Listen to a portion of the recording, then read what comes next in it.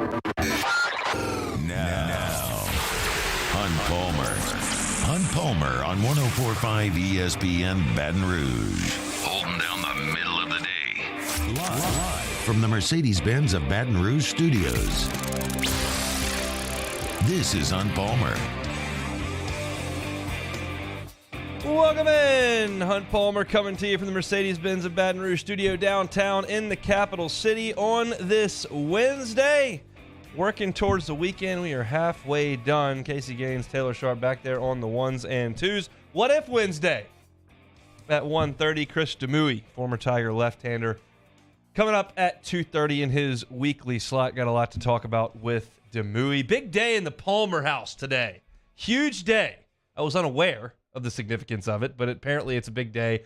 Myersman got his first haircut this morning, and I was summoned to be there for said haircut. His mother believed that if he got a haircut, which he has needed desperately for 2 months, if he got one, he would no longer be a baby.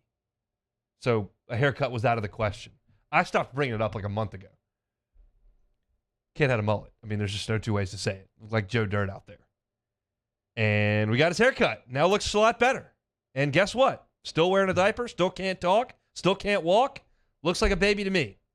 A big day for the Myers man, so got the haircut. Also a big day for LSU baseball yesterday, so let's dive into it. LSU in Texas last night from Austin. That was a really fun baseball game. Really, really fun. I know that the masses appreciate more offense. I know that the masses want runs, want them now. I know that a lot of LSU fans expect LSU to just roll the spikes out there and just crush everybody, and that it was kind of questionable for 8 innings. But I thought it was a fantastic Tuesday night of college baseball. Two of the blue bloods in the sport, packed house, and a high-level baseball game. And I thought it was well played for the most part.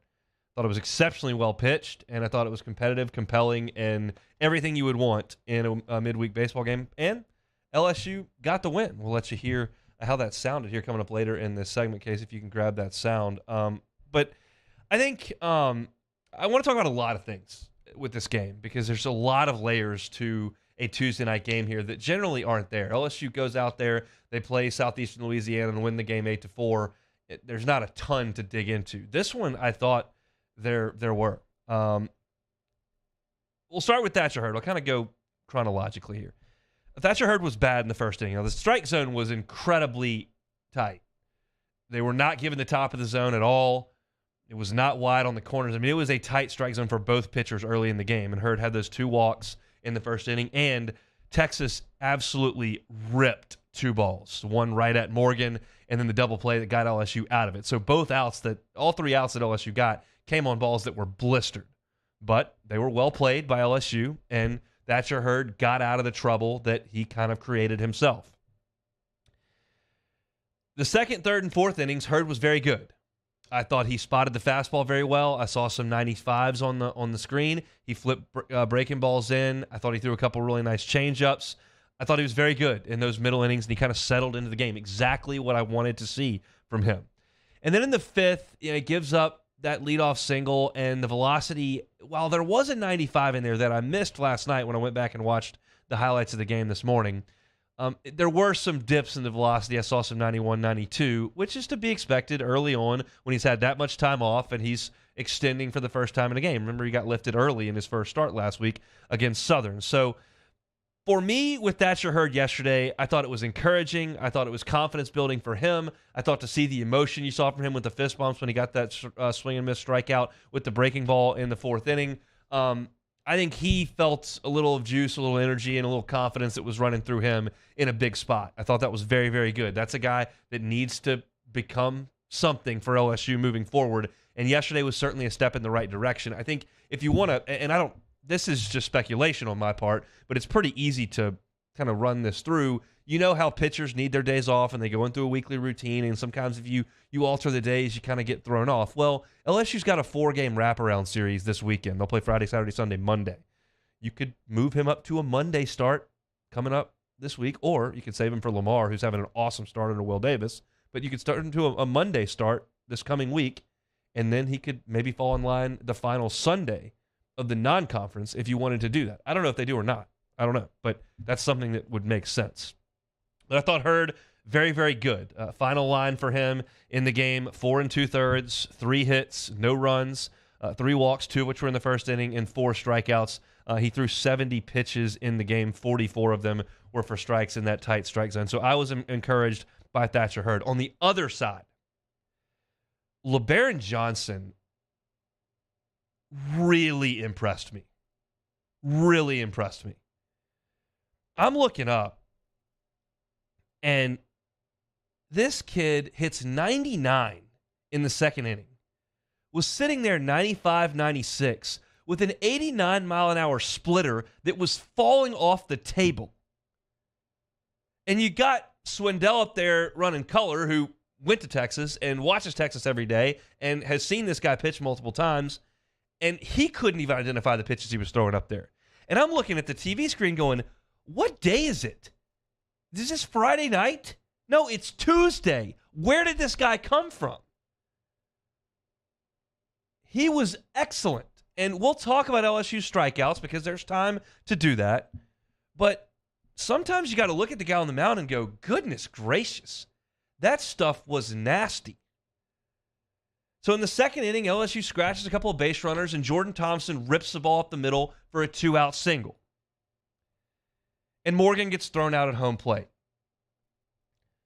And you heard me. I'm very prone to giving props to another team. I thought LeBaron Johnson was exceptional.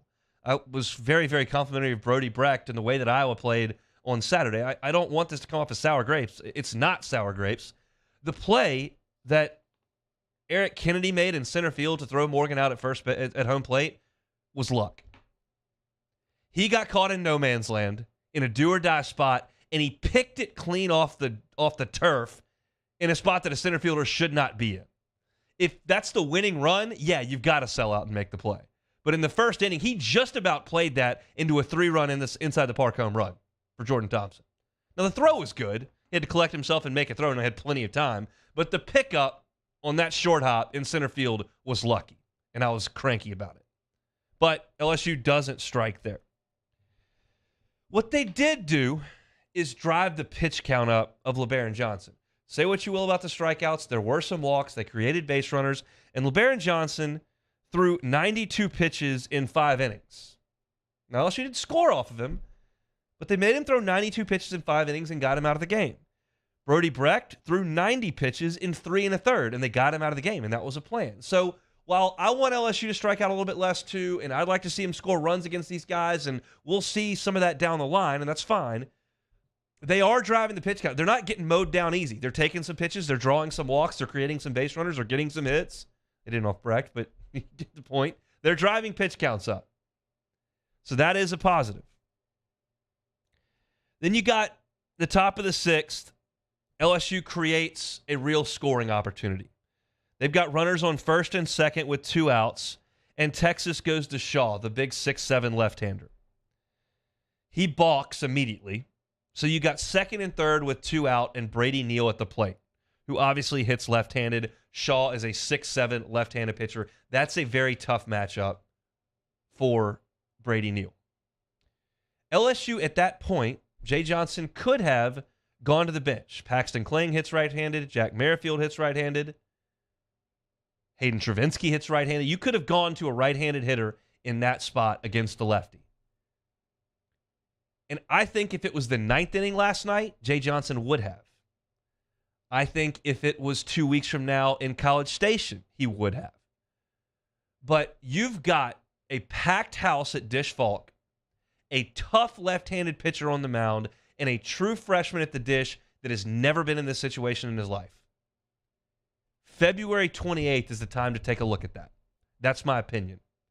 I don't think the first thing on Jay's mind when making that decision was winning or losing the game right there. This is not a situation where I think Brady Neal is going to be a heck of a player down the line. Freshman, I think, sophomore, junior, he could be a real leader for the team. No, he's the catcher now. Alex Milazzo hadn't started a game this year. Brady Neal is the catcher. I got to see if I can, what I got here. And you can't simulate that at bat in practice or when Central Connecticut State and Butler come this weekend. That is not the same. One, they don't have the talent level that Texas does. Two, it's not on the road. Three, the environment doesn't feel like that. I think he wanted to see what Brady Neal was made of in that spot. And Neal struck out. But he did draw a walk in the ninth off a lefty and scored on the Dugas homer where he was the winning run. So I'm not telling you that you have to align those two things, that because he got a walk, he drew a walk off a different left-hander in the ninth, is because he had that at bat back in the sixth. I can't necessarily connect the dots, but you get the point. The more you see it, the more it might help you out. And Brady Neal came through. It was a leadoff walk in the ninth inning. Thought that was huge. There's some more from this game I want to get to. Some bad from LSU, the dramatics from Gavin Dugas, Ackenhausen, Little, the closer spot. There's plenty to get to here from the game last night, which, again, is just not very normal for a midweek baseball game. But I thought that what we saw last night was really important, and it was really exciting. So we'll continue on with some of the things that I saw last night from LSU in Texas. Coming up next on the Hunt Palmer Show. Hunt Palmer on 104.5 ESPN Baton Rouge. One Bath and Closets. OneBathAndClosets.com is your stop. If you're looking to renovate, remodel your bathroom, how much different would your home situation be, your living situation be, if you had a brand new refurbished bathroom? One Bath and Closets is a licensed contractor. Just make one call to them. They handle the entire operation. They tell you what they're going to do at the pace they're going to do it. They show up on time. They get it done. And I can promise you they're not going to come back 3 weeks later because they cut a corner to fix something. No, they're going to do it right the first time and leave the competition behind. Maybe it's a full-scale renovation. Maybe it's just a tub-to-shower conversion. Take out that tub that's in your bathroom right now, put in a gorgeous glass walk-in shower. They can do that over at One Bath and Closets. And if you tell them that the Hunt Palmer Show sent you and you have a closet remodel with One Bath and Closets, they're not going to charge you to rip out that current unit, and they're not going to charge you for the labor to install the new one. They're just going to charge you for the cost of that unit. Customize a closet to your life. Cubbies, shelves, drawers, mirrors. They can do it all at One Bath and Closets. The website is onebathandclosets.com, onebathandclosets.com. In times of need, get a full list of phone numbers, websites, and other important emergency information on the Demco Stormwatch page at 1045ESPN.com. There it is, the extra mile, on the border of expected and extraordinary, for those willing to go further, like vans customized for work or play, with safety and tech to keep you connected, supported by a 5-star sales, service, and finance team, and backed by the 1-star you know. So go the extra mile. It's never crowded, because so few have what it takes to go there. Mercedes-Benz Vans.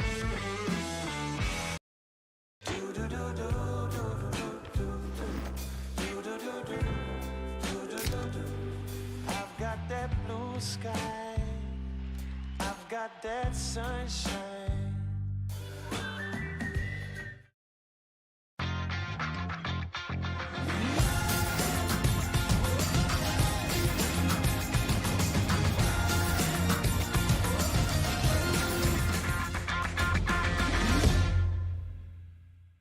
Gulf Coast Office Products is a nationally recognized Savin office equipment dealer based right here in Louisiana. Over 100 employees strong, Gulf Coast has the boots on the ground to support all vertical markets, from education, engineering, legal, and finance. With the latest in office technology, from desktop to production segment units, Gulf Coast and Savin have the perfect fit for you. Call 225-756-2644. That's 756-2644 for Gulf Coast Office Products.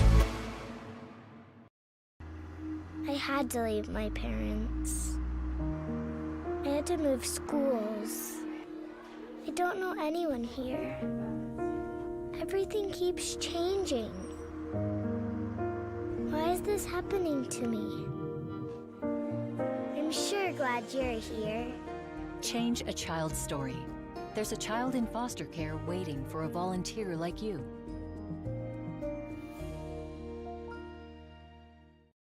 Hi, I'm Brandon Landry, founder and CEO of Walker. Hi, my name is Dr. Craig Green. This is Ryan Terrio with HUDCORoofing.com. Hey, it's Matt Moscona. No matter how big your commercial roofing job, HUDCO can help. My patients come to me because they trust that I can get the job done at a high level. Ryan Terrio and Richard Tilley have the same level of trust when it comes to roofing. If you have a roofing issue, call Hudco Roofing. Give us a call, 364-1007, and we'll come to your house and give you a free inspection.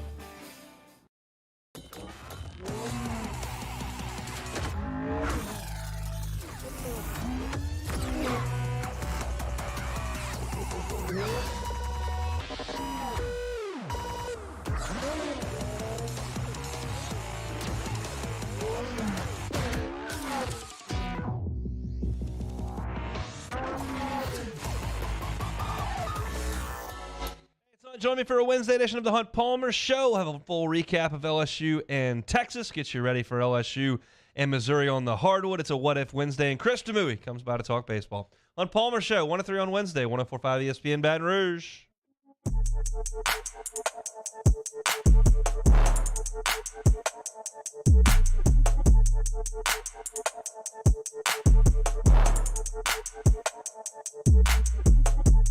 This is Hunt Palmer on 104.5 ESPN Baton Rouge.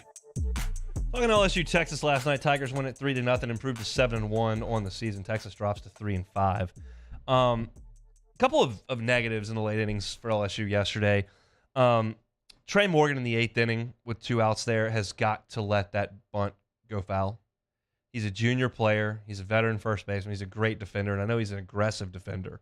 But that ball was clearly going foul, and you're trying to make a heroic play that ends up, obviously, worst-case scenario, and you allow the guy to get to second base where he's the winning run.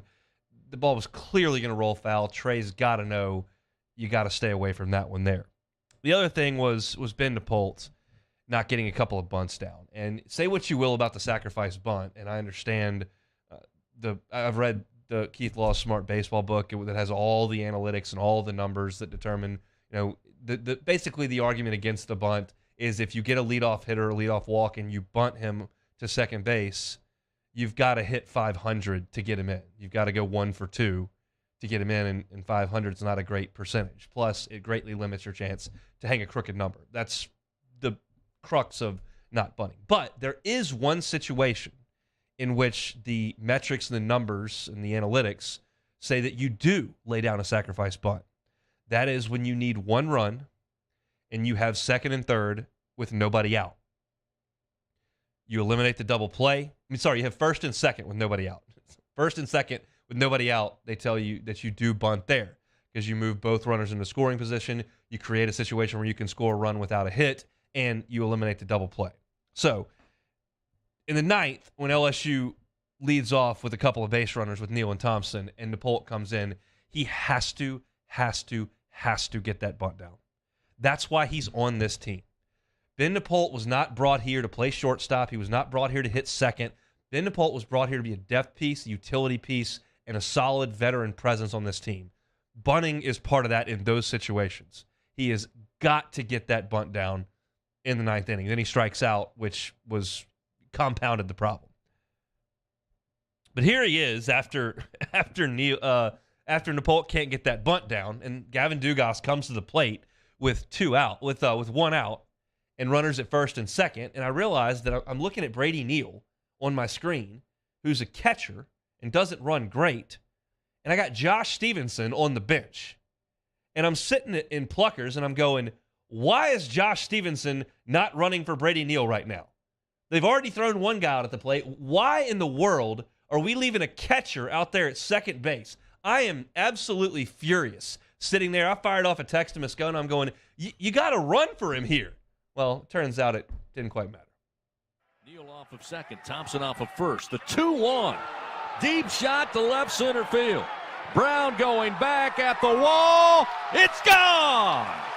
3-run blast for Gavin Dugas, and the Tigers take a 3-0 lead here in the top of the 9th inning.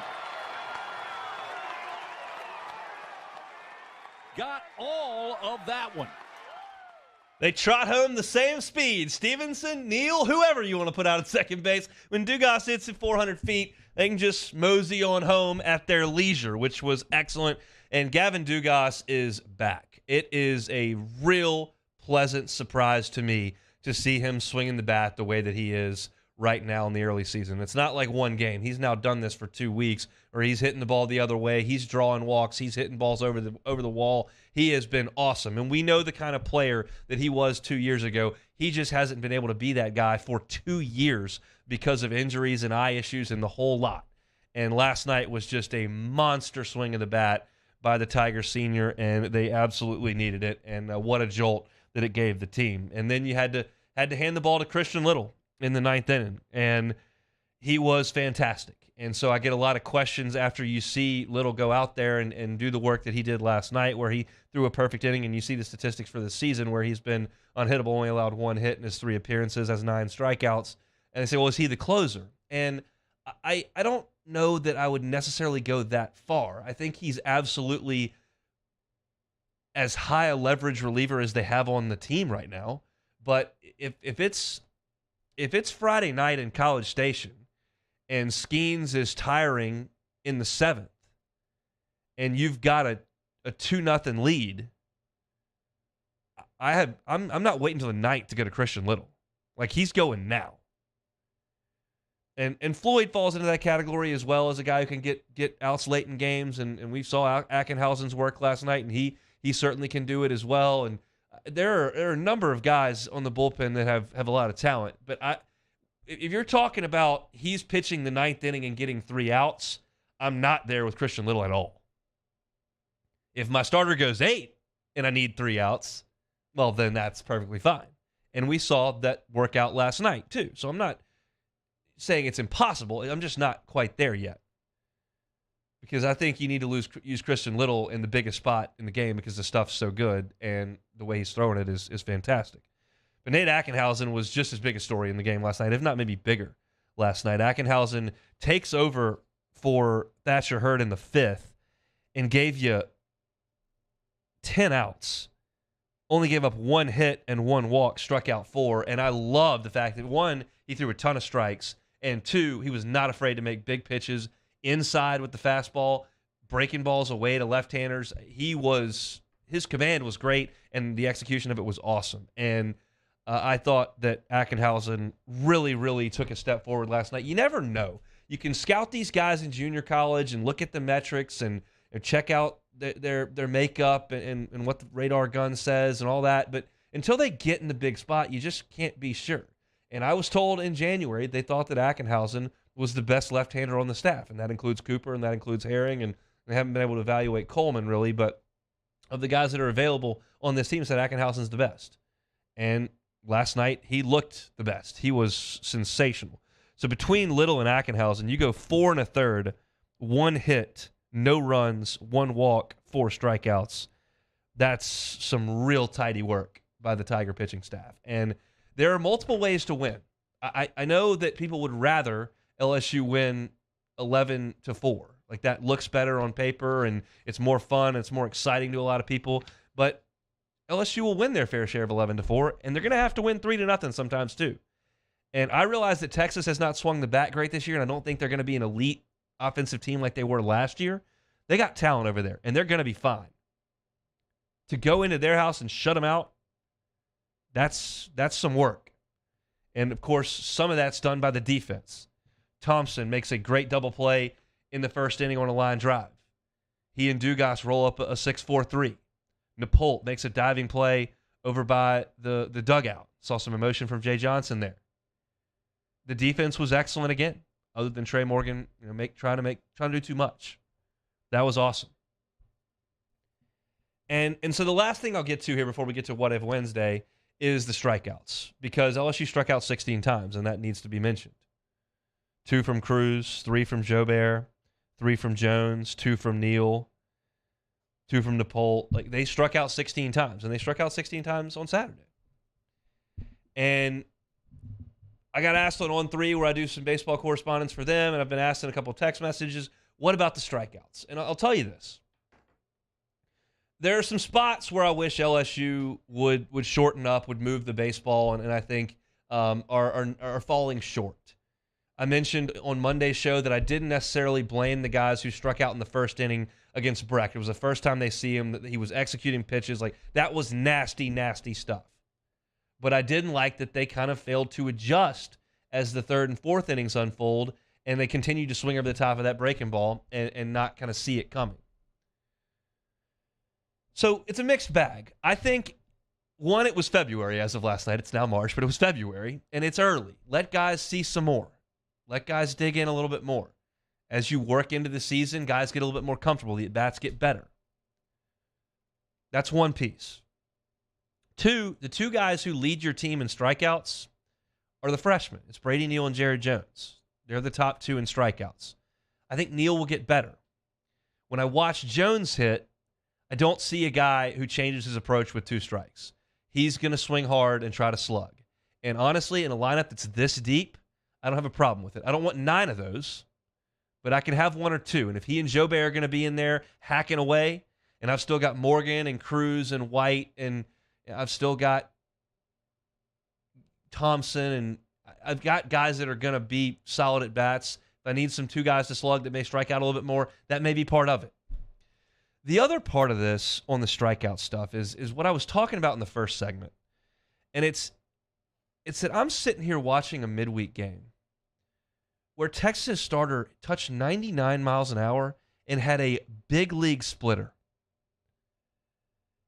Gone are the midweek days where you're seeing 85 to 87 with a loopy breaking ball. Like, that's just not there, especially when you're playing Texas. They faced a pitcher on Saturday that threw 101 miles an hour.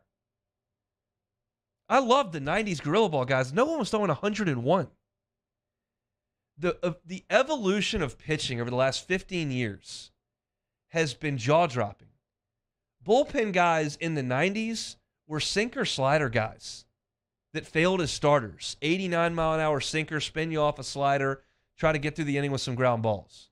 Now every bullpen has 4 guys that throw 98 miles an hour in the Major League Baseball. Look at LSU's team. Aiden Moffitt hadn't even been out there yet. He can throw 99 miles an hour. Long story short here, you're going to strike out some. I want to see guys shorten up. I want to see him move the ball. It's disappointing when you don't get the job done, but the pitching is such that you're going to strike out some. Everyone's throwing harder and the mound didn't move back. So, again, I want them to be better, and I think they will improve as the season goes on as they continue to see more pitching live. But strikeouts are a little bit part of the game. It's frustrating, and I'll hear say, well, their approach is terrible, and they're not making adjustments, and they're trying to hit home runs, and I'll hear some of that. One, that drives me a little bit crazy because you can't really read the batter's mind. 2, it's just they're going to strike out a little bit. I don't want them to strike out 16 times, but Texas's pitching is really good. So they got it done. And eventually you hope that in the course of striking out 10, 12, 13 times, you have 3 or 4 big swings as well. And they finally got the one they needed last night in the 9th inning from Gavin Dugas, who drove in all 3 ones, and LSU got the win. I thought an exciting game, an exhilarating game, a game that's probably not feasible all the time in the midweek because it's a long travel, and to get big-time programs to do that in the middle of the week can be tough at times. But it was really fun to watch last night. I'll tell you this, Pluckers was pumped. It was packed with LSU fans, jerseys everywhere, and when Dugas launched that ball, that place went nuts, and it was a lot of fun as we were hanging out doing some sports trivia last night at Pluckers. So really, really fun, and the Tigers improved to 7-1. Got a win that they wanted to get, for sure. And now they come back for a wraparound series this weekend with Central Connecticut State and Butler. So we'll talk about that a little bit more as the week progresses. Still a ton to get to on this Wednesday show. Chris Demu coming up at 2:30. We'll get you ready for LSU and Missouri tonight on senior night for KJ Williams. But when we come back, it's What If Wednesday, new installment of our weekly segment. Come back with us on the Hunt Palmer Show. This is Hunt Palmer. Our listeners fire off their opinions on the jimsfirearms.net hotline at 499-1045. Keep listening for your next chance to shoot us your thoughts with the jimsfirearms.net hotline on 104.5 ESPN Baton Rouge.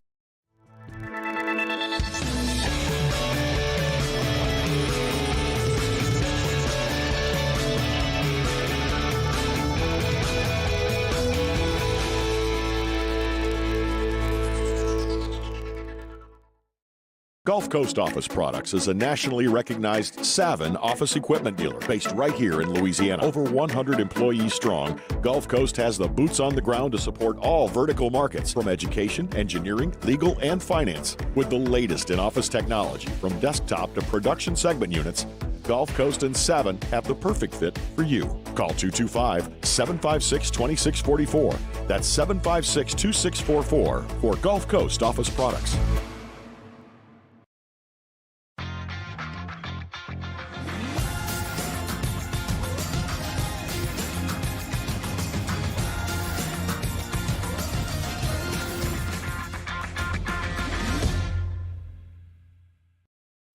Louisiana. It's a place defined by culture, by pride, by passion, by people who do more than love this place. They celebrate it, elevate it, champion it. They are the individuals who embody what makes Louisiana great. The companies that make Louisiana a better place to work and live. The nonprofits leading transformational change in our communities. Champions of Louisiana are all around us, and LWCC is proud to celebrate them because we've always been Louisiana loyal, supporting the workers, the innovators, the change agents of this great place we call home. Who are the champions around you? Together, we can share their stories. Together, we can help our home state thrive. Together, we are Louisiana loyal. Always.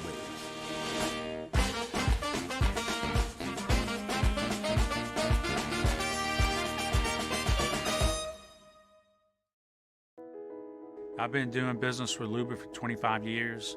They're dependable, trustworthy. It's just the attention to detail with our clients. Our folks have years and years of experience. They're highly trained professionals, but many companies have that asset. What I'd like to think makes Luba a bit different is that we use those talents in a way that truly is dedicated to serving the needs of the folks who depend on us. At Ochsner, we know healing is a team sport. That's why we've partnered with world-renowned orthopedic surgeon Dr. James Andrews to create the Ochsner Andrews Orthopedics and Sports Medicine Institute.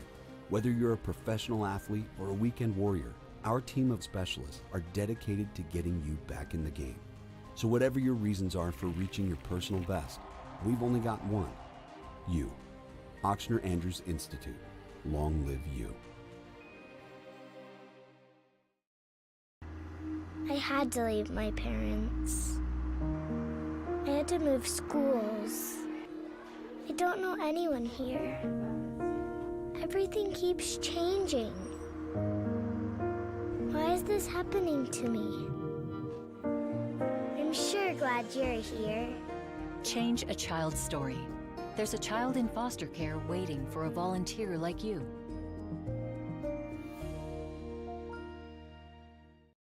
Hi, I'm Brandon Landry, founder and CEO of Walk. Hi, my name is Dr. Craig Green. This is Ryan Terrio with HUDCORoofing.com. Hey, it's Matt Moscona. No matter how big your commercial roofing job, HUDCO can help. My patients come to me because they trust that I can get the job done at a high level. Matt Moscona inviting you to join us for Wednesday's Hump Day AFR presented by Pluckers. We'll recap LSU Texas in baseball, preview Pels at Blazers, and senior night for LSU men's hoops. Join us 3 to 6, 104.5 ESPN Baton Rouge.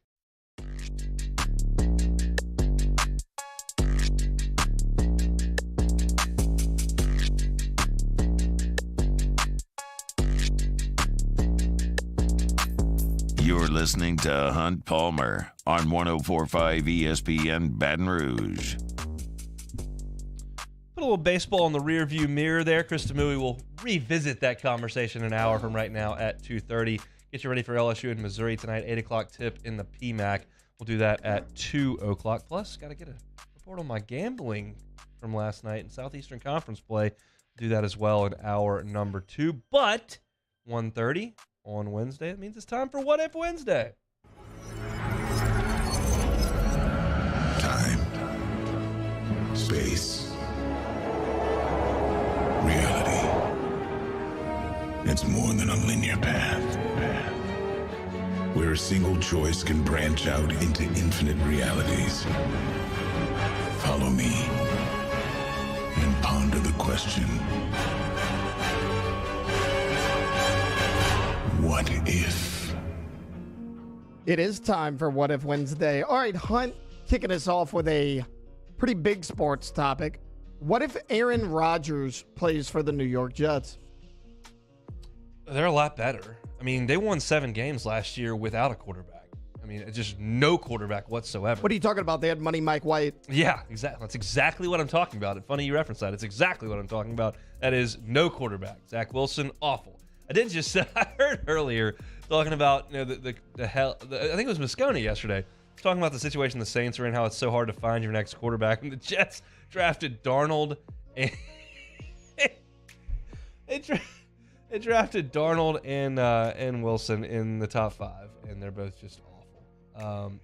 Yeah, that's not good. But the Jets won 7 games. I still don't think they're better than the Bills, but I think they're a playoff team with Aaron Rodgers, and then you get in there and anything can happen. So I think that would be interesting. I think that him moving on from Green Bay and playing somewhere else would be interesting. But at this point, it's a deal where you just got to kind of wait and see. I'm not going to try to read Aaron Rodgers' mind. Aaron Rodgers' mind, a scary place. Yeah. All right, here's a funny one for you. What if KJ Williams decided to go pro after last year? Oh, no. Oh, woof. I think he can take 2 wins off the ledger. Not that he was a huge factor in the Arkansas win. I'm talking about SEC wins. Not that he was a huge factor in the Arkansas win, but I mean, he won the game against Vanderbilt. So that's a frightening thought at where this team would go for offense if he wasn't there. Thankfully, he has been there, and he'll be honored before the game tonight. I heard his press conference yesterday, and that's a guy that you can look at and understand that this season has not gone the way that any of those players thought it would have gone. But KJ Williams has never lacked for effort, hustle, want to, intensity, energy. He brings it every single night, and I'm thrilled that he had the night he did against Vanderbilt, because that was my point in the show the next day. It was like, I'm not here to tell you that they've turned a corner or there's some sort of adjustment they made that can help them the next few weeks, or that this is a promising sign for the future, or any of those things. I'm just telling you, it was important for those guys to get one last night, and they finally did, and KJ was a huge piece of that. So I'm well aware it's not going to be a huge crowd in there tonight. It's 8 o'clock on a Wednesday.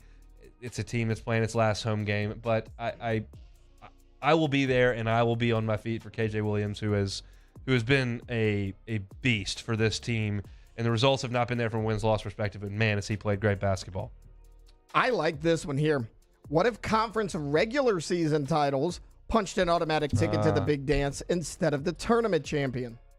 So it would make a lot more sense if that was the case. That's a far more sensible way to do things. You should be rewarded for what you do over 3 months, not 3 games or 4 days.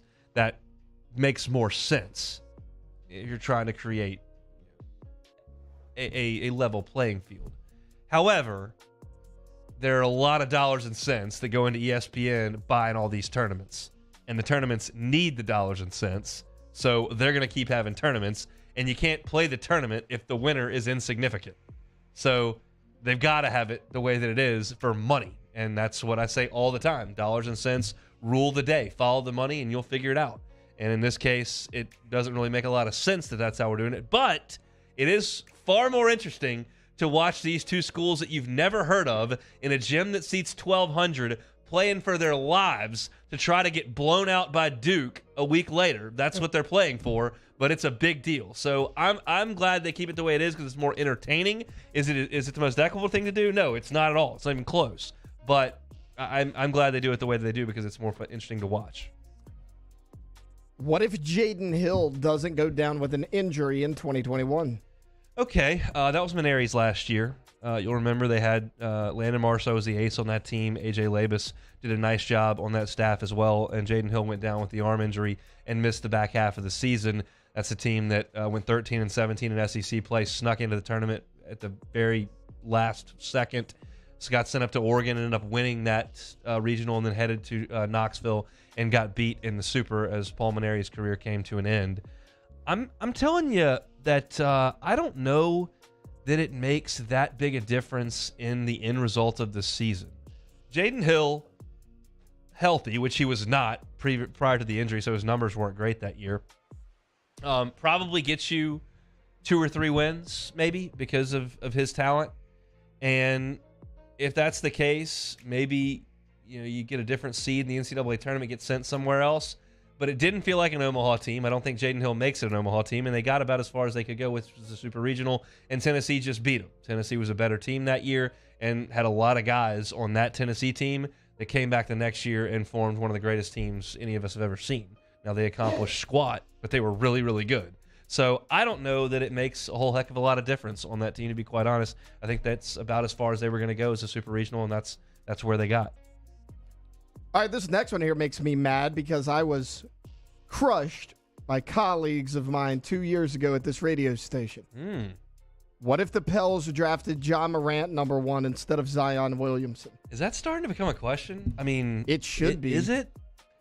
It feels like it, and this is a butterfly effect that alters the way that you formulate the roster. So who knows if they make a CJ McCollum trade if they have Ja, or who knows what they would do in the draft. There's a lot that goes into it. So I can't pretend to predict the future and what the Pelicans team would look like. Ja's been far more durable than Zion and has been an exceptional player in the league and a huge highlight reel, and I think a huge attraction. I've got 2 of my best friends live in Memphis or from Memphis and are big Grizzlies fans, and they love Ja Morant and they love the Grizzlies, and the forum is pretty full most nights these days because they love watching that guy. And I think it was the right pick at the time because Zion is an unstoppable force, but the injury issues, and I mean, I can't go to his shoe blowing out in college and saying that he's injury prone. Yeah, his shoe exploded, and what am I supposed to do with that? But now that you look at it a few years in the rearview mirror, and that might have been a better pick, and it probably makes the Pelicans look different today. Is it a franchise that has more playoff wins than they do right now? I can't go that far, but it's maybe a question that's going to start cropping up here in the offseason, especially if Zion doesn't play again this year. In fairness, Zion was out for like a month due to stepping through his shoe, which is just wildly impressive. What if Bud Selig suspends Sosa and McGuire in early 1998? Oh, my gosh. These are all from Twitter, and I think that this one is probably geared towards the landscape of baseball because it's thought that home run chase saved baseball. They had the strike, you come out, and then you've got the home run chase between Sosa and McGuire that captivated the nation. And I was swept up in the entire thing. That was what set the hook on me for the Chicago Cubs. And so from a personal perspective, I don't know that I fall in love with the Cubs the way that I have if Sosa doesn't go on that run in 98 when I'm 10 years old. He hit 20 home runs in June, which was an all-time record, and I'm not in school in June. I watched the Cubs 4 or 5 times a week in June to see Sammy hit home runs. And I think that's probably why I'm so addicted to the Cubs now and why I'm paying attention to spring training line scores. And I know some of the starting lineup for Myrtle Beach in Iowa in the minor leagues. For me personally, if that never happens, I don't know what becomes of me from a Major League Baseball sense. I'm so thankful that it did happen. And it's what makes me so mad that the Cubs don't bring Sammy Sosa back to Wrigley. He's uninvited to Wrigley Field when there are just thousands of people all across the country like me that fell in love with the Cubs because of him and are now lifelong fans of that team. That would rewrite my history in a significant way. I don't know if baseball recovers the way that it did or not, but for me personally, that's a big deal. All right, this one will get people fired up, so I apologize ahead of time. What if Jared Lee had been subbed into the national championship game? Oh, that's a famous one. Okay, we haven't done that one yet. Here's my opinion on it. I covered that team. It was my day job to pour over stats, rewatch games. I did interviews daily. I know a lot about that team. And then you go back and I've watched the YouTube videos of the highlights of those games dozens of times over the years, especially during COVID when there was nothing to do. I've got a really sharp memory of that team. And really of Jarrett Lee's career because it half coincided with my college days where I was at every game. So here's the deal. Jarrett Lee in 2008 threw a ton of interceptions against Alabama. Jarrett Lee in 2011 started that game in Tuscaloosa and threw an awful interception. Nick Saban's aggressive blitzing style when Lee was in the game shell-shocked him. And he was very uncomfortable playing Alabama his entire career. And I know that his passer rating was the highest in the SEC that year. And I know that he looked good against West Virginia and that he looked good at times against Oregon and all that. He looked bad against Alabama every time he went out there against them. And I realize you can't do any worse than 0, so you can't hurt yourself offensively. I think Jordan Jefferson gave LSU the best chance to score points against Alabama. Put differently, the defense and special teams needed to do something against Alabama, and for the first time the entire year, they didn't. Every time LSU's offense bogged down, first half against Oregon, Tyron strip sack for a touchdown, a strip for a touchdown. West Virginia, they're clawing back into it. Morris Claiborne runs a kickback for a touchdown. Arkansas, you get down 14-0. Tyron runs a punt back. Georgia, no first downs in the entire first half. Tyron runs a kickback, and then another one. Close. And they didn't get a play in that game. That game, Bama just played way better than LSU, and I think that Bama team was better than LSU. They had all those different pros that LSU had, plus their quarterback was a little bit better player than the two that LSU had, even as a sophomore. So I don't think it would have made a difference at all. I know there's some people that vehemently disagreed, and I don't know that trying is the worst thing in the world. But my opinion, based on seeing every snap that Jarrett Lee ever took out against Alabama, was that it probably would have resulted in another turnover, is my guess. But, that's just my thought. That is a What If Wednesday. If you got some in the Bayou Ford chat, I may get to them to close out this hour. Briefly, we'll have a quick segment here to close out the hour, and then we'll go into some hoops in hour number 2 before we get to Demui at 2:30 talking some Tiger baseball. Come back with us to close out hour number 1 on the Hunt Palmer Show. Hunt Palmer on 104.5 ESPN Baton Rouge. LWCC is Louisiana Loyal, elevating and celebrating champions of Louisiana. It's a new month. We've got a new champion. He is Trey Godfrey. Trey Godfrey has dedicated his career to bettering Baton Rouge. He currently holds a position of Senior Vice President of Policy for the Baton Rouge Area Chamber.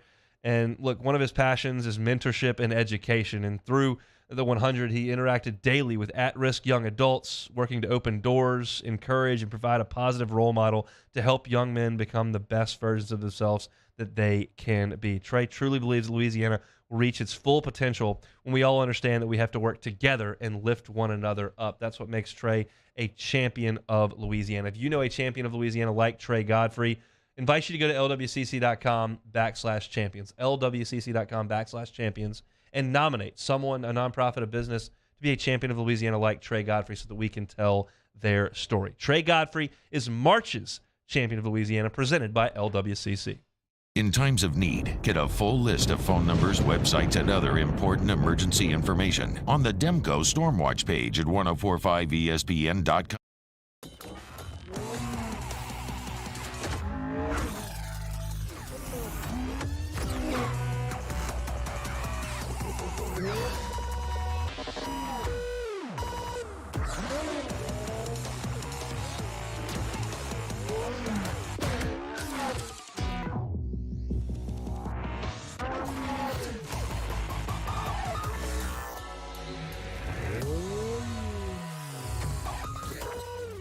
Gulf Coast Office Products is a nationally recognized Savin office equipment dealer based right here in Louisiana. Over 100 employees strong, Gulf Coast has the boots on the ground to support all vertical markets, from education, engineering, legal, and finance. With the latest in office technology, from desktop to production segment units, Gulf Coast and Savin have the perfect fit for you. Call 225-756-2644.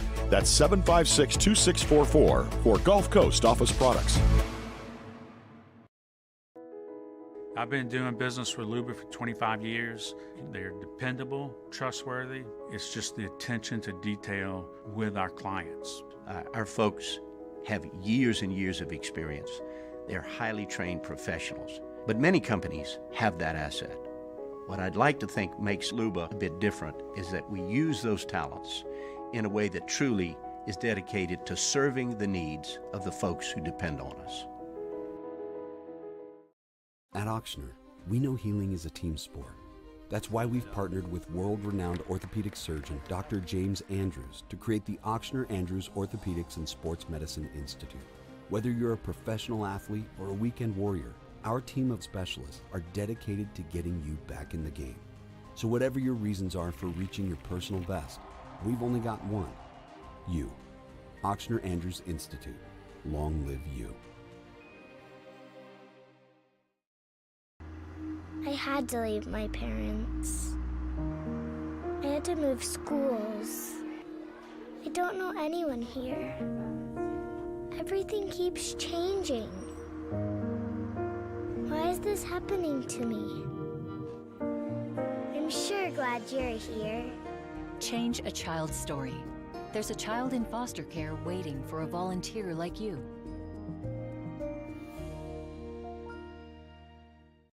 Hi, I'm Brandon Landry, founder and CEO of Walk. Hi, my name is Dr. Craig Green. This is Ryan Terrio with HUDCORoofing.com. Hey, it's Matt Moscona. No matter how big your commercial roofing job, HUDCO can help. My patients come to me because they trust that I can get the job done at a high level. Ryan Terrio and Richard Tilley have the same level of trust when it comes to roofing. If you have a roofing issue, call HUDCO Roofing. Give us a call, 364-1007. Join me, Jimmy Ott, for the Wednesday edition of Game Time. Go see my boy Miguel at Modesto. Modesto on Burbank, right by Walk-Ons. It's the Wednesday edition of Game Time, 6 to 8 p.m. from Modesto on 104.5 ESPN Baton Rouge.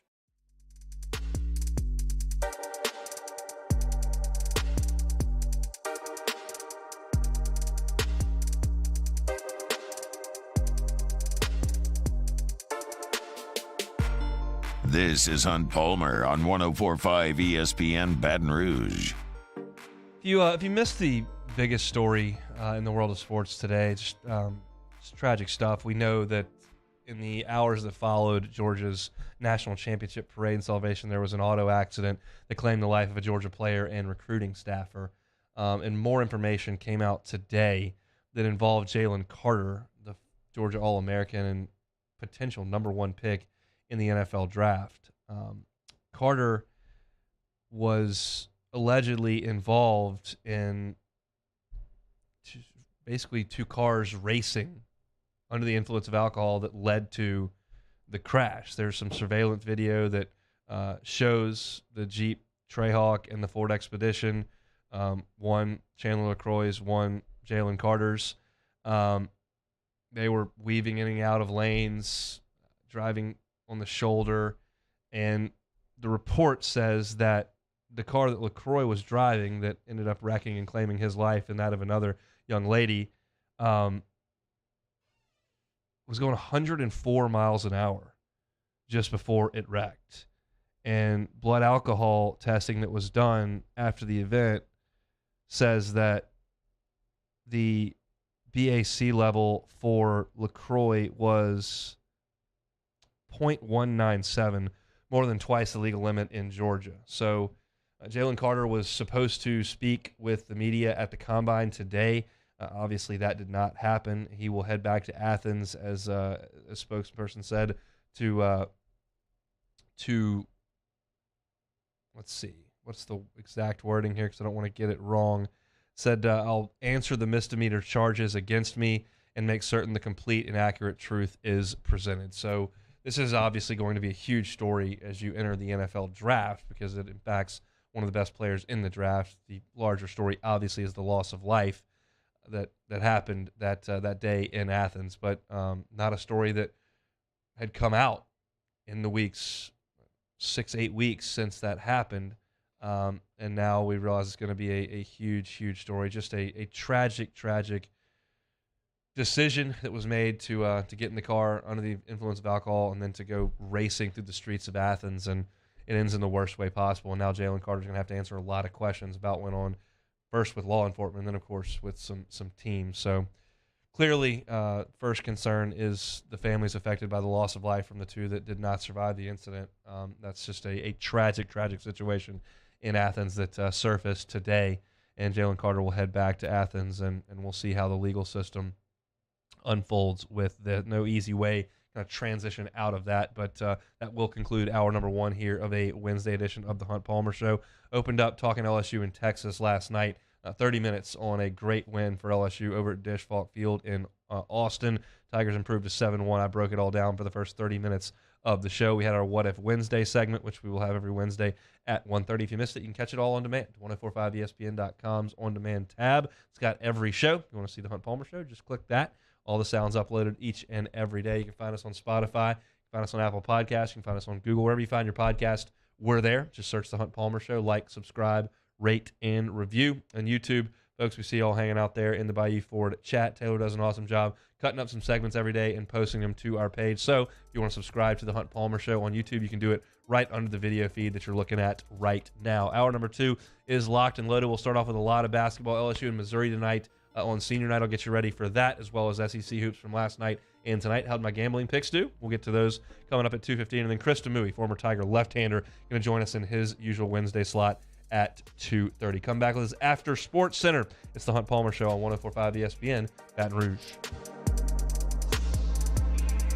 Follow us on Twitter at 1045ESPN to cast your vote in the Citizens Bank and Trust Poll of the Day. Vote daily inside Off the Bench, anytime. Hunt Palmer. And after further review, Citizens Bank and Trust brings you the Poll of the Day via Twitter at 1045ESPN.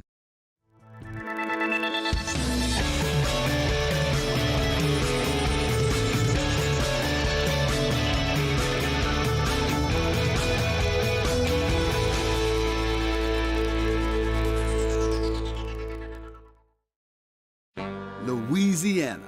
It's a place defined by culture, by pride, by passion, by people who do more than love this place. They celebrate it, elevate it, champion it.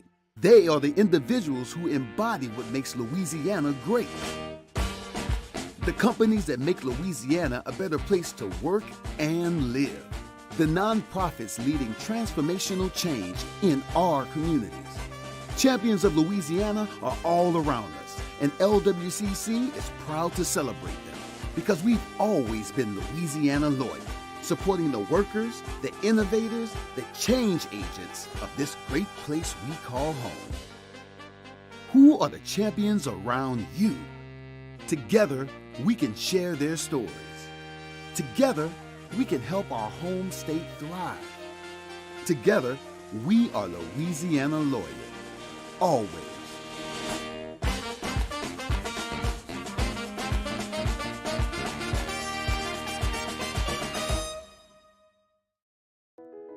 I've been doing business with Luba for 25 years. They're dependable, trustworthy. It's just the attention to detail with our clients. Our folks have years and years of experience. They're highly trained professionals, but many companies have that asset. What I'd like to think makes Luba a bit different is that we use those talents in a way that truly is dedicated to serving the needs of the folks who depend on us. Gulf Coast Office Products is a nationally recognized Savin office equipment dealer based right here in Louisiana. Over 100 employees strong, Gulf Coast has the boots on the ground to support all vertical markets from education, engineering, legal, and finance. With the latest in office technology from desktop to production segment units, Gulf Coast and Savin have the perfect fit for you. Call 225-756-2644. That's 756-2644 for Gulf Coast Office Products.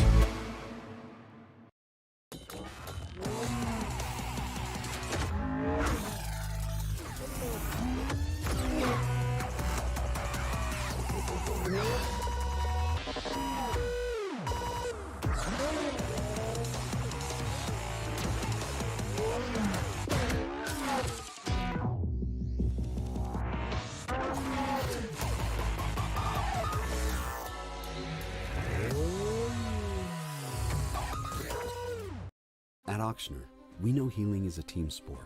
That's why we've partnered with world-renowned orthopedic surgeon Dr. James Andrews to create the Ochsner Andrews Orthopedics and Sports Medicine Institute. Whether you're a professional athlete or a weekend warrior, our team of specialists are dedicated to getting you back in the game. So whatever your reasons are for reaching your personal best, we've only got one: you. Ochsner Andrews Institute. Long live you. I had to leave my parents. I had to move schools.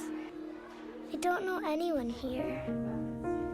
Everything keeps changing. Why is this happening to me? I'm sure glad you're here. Change a child's story. There's a child in foster care waiting for a volunteer like you.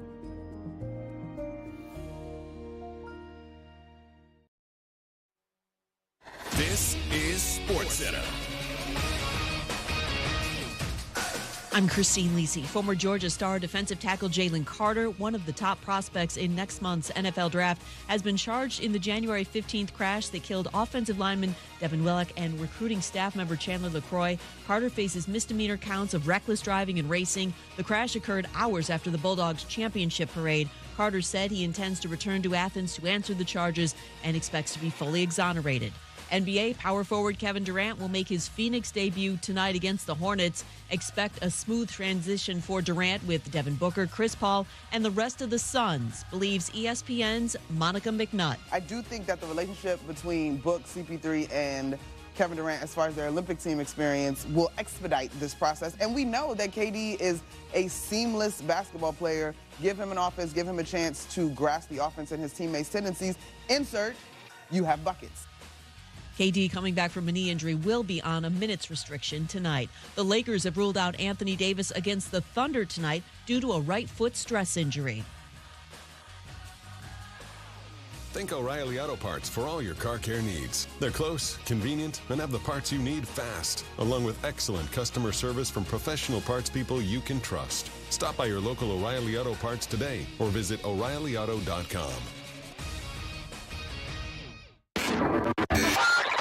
Now, Hunt Palmer on 104.5 ESPN Baton Rouge.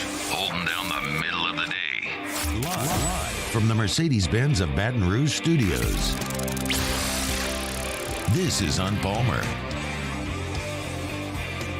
Hour 2 on a Wednesday. Hope your work week's going well. Thanks for hanging out with us on 104.5 ESPN Baton Rouge. Hunt Palmer here with you. Tigers and Tigers tonight. Last game in the PMAC.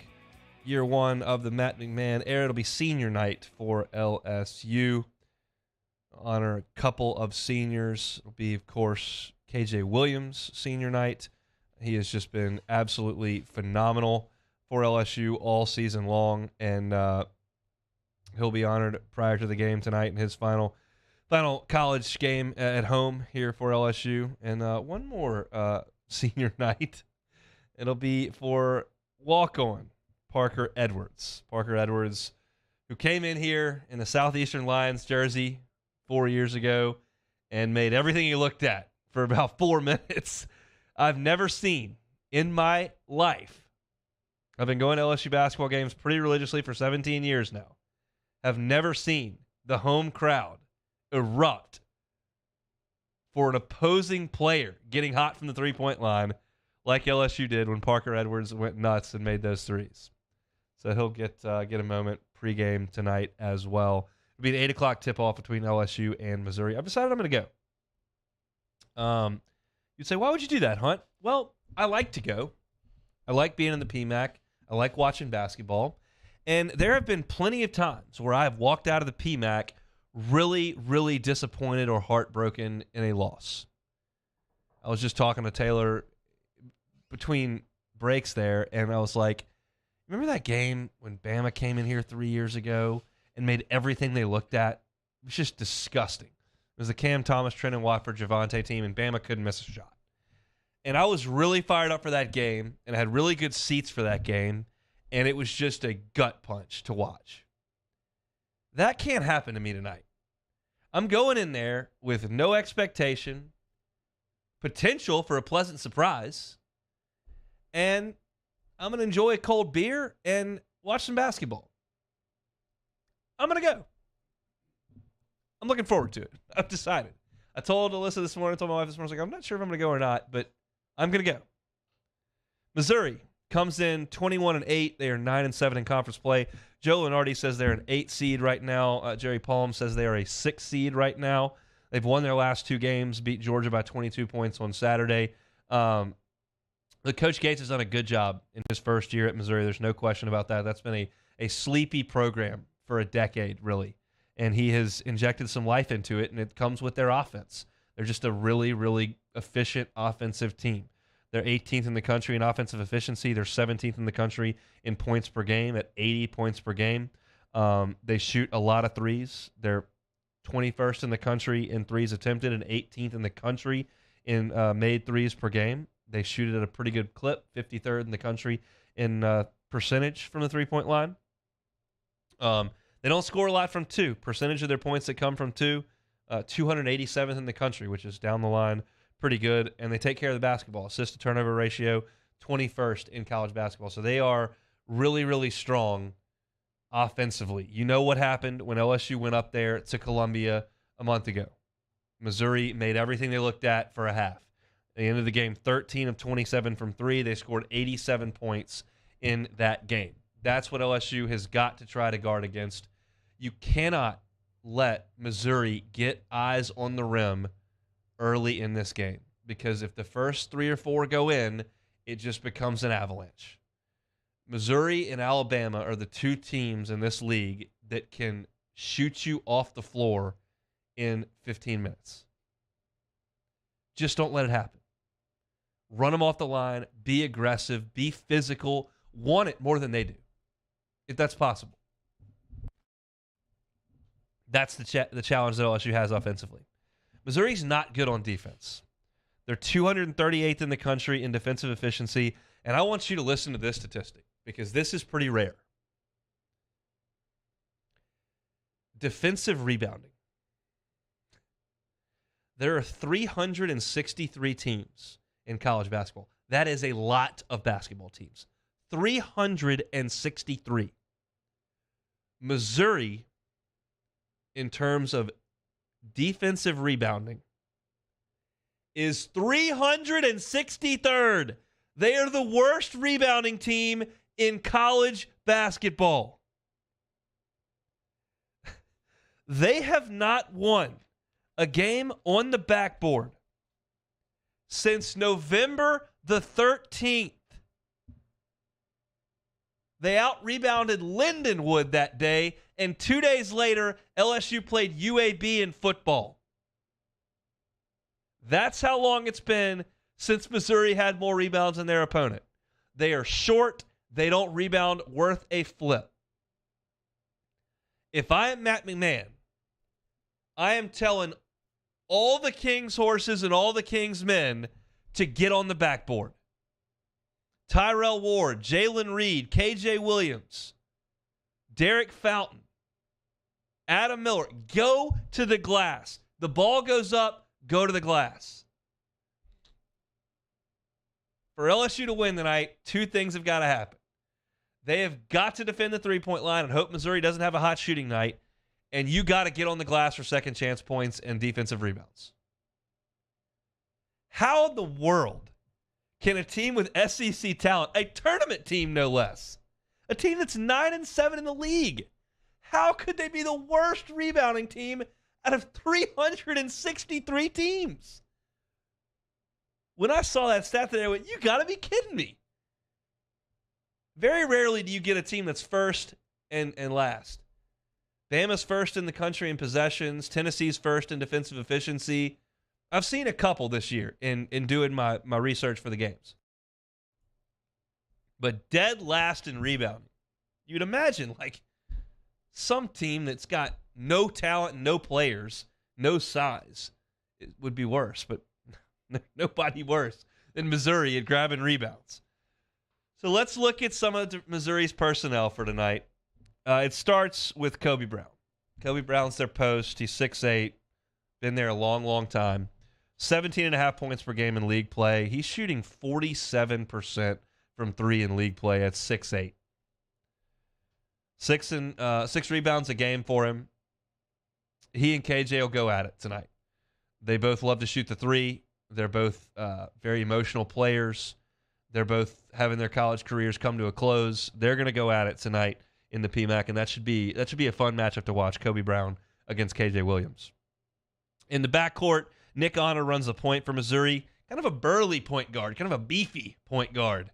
Not one of these, doesn't look much like Eric Gaines out there, if you know what I'm saying.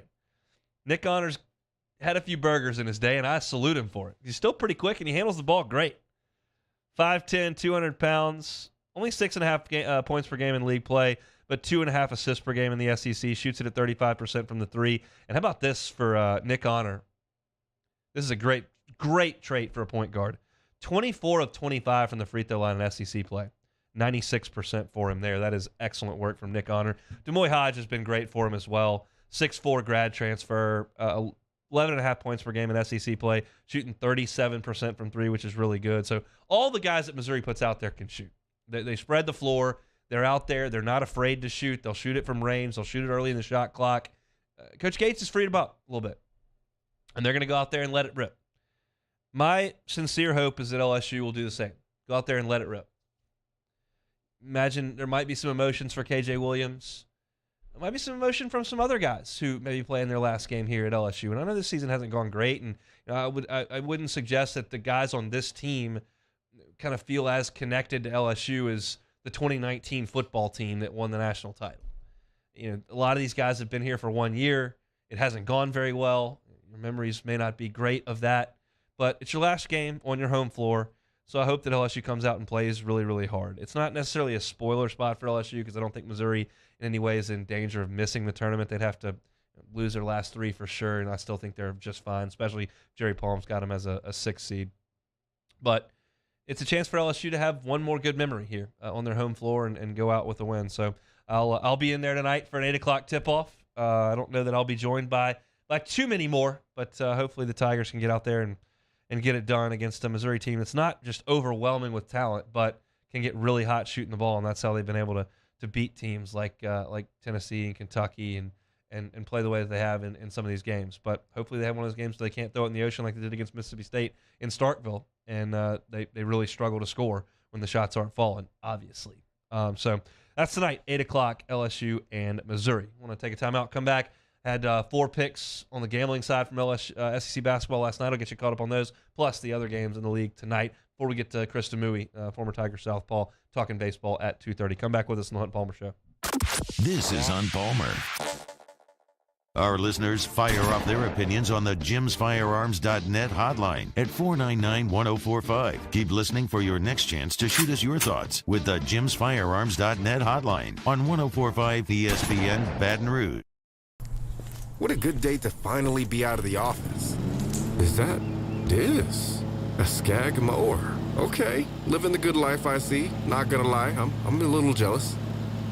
It's just like driving a throne. It's gorgeous. A beautiful piece of machinery right there. The moment you know you want a Skag. Skag. Simply the best. Electricity is all around us, and our families depend on it. Every day is sparked by the power of a cold drink or a warm meal, a movie night, and a comforting light at the end of a dark hallway. From sunrise to sunset, playtime to bedtime, our team is ready to take care of your electrical needs. Even in the case of an after-hours emergency, the light in your life shines brighter with Mr. Electric. All right, let's say ah. Where'd my spotlight go? Super weird, but we can take care of it. Get in and get better at Patient Plus. Hi, I'm Brandon Landry, founder and CEO of Walk. Hi, my name is Dr. Craig Green. This is Ryan Terrio with HUDCORoofing.com. Hey, it's Matt Moscona. No matter how big your commercial roofing job, HUDCO can help. My patients come to me because they trust that I can get the job done at a high level.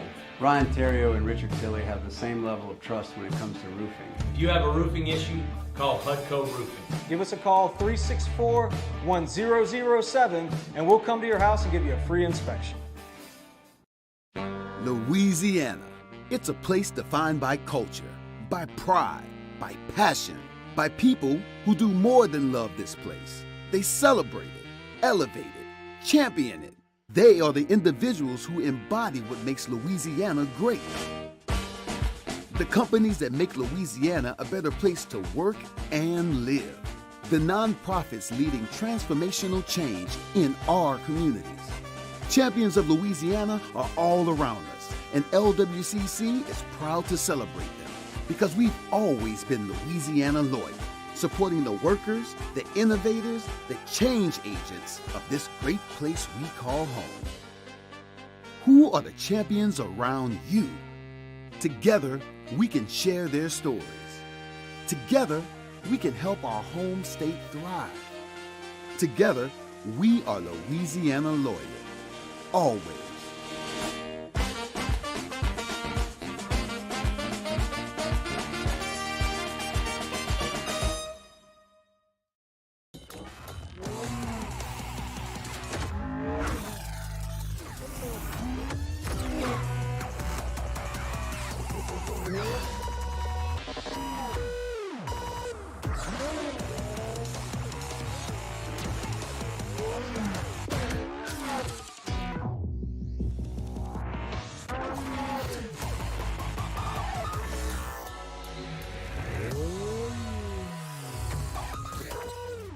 Gulf Coast Office Products is a nationally recognized Savin office equipment dealer based right here in Louisiana. Over 100 employees strong, Gulf Coast has the boots on the ground to support all vertical markets, from education, engineering, legal, and finance. With the latest in office technology, from desktop to production segment units, Gulf Coast and Savin have the perfect fit for you. Call 225-756-2644. That's 756-2644 for Gulf Coast Office Products. I've been doing business with Luba. On Thursday's OTB, LSU head baseball coach Jay Johnson joins us in the first hour to break down the big win over Texas. Plus, the latest fallout from the NFL Combine. Off the bench, 7 to 10 a.m., 104.5 ESPN.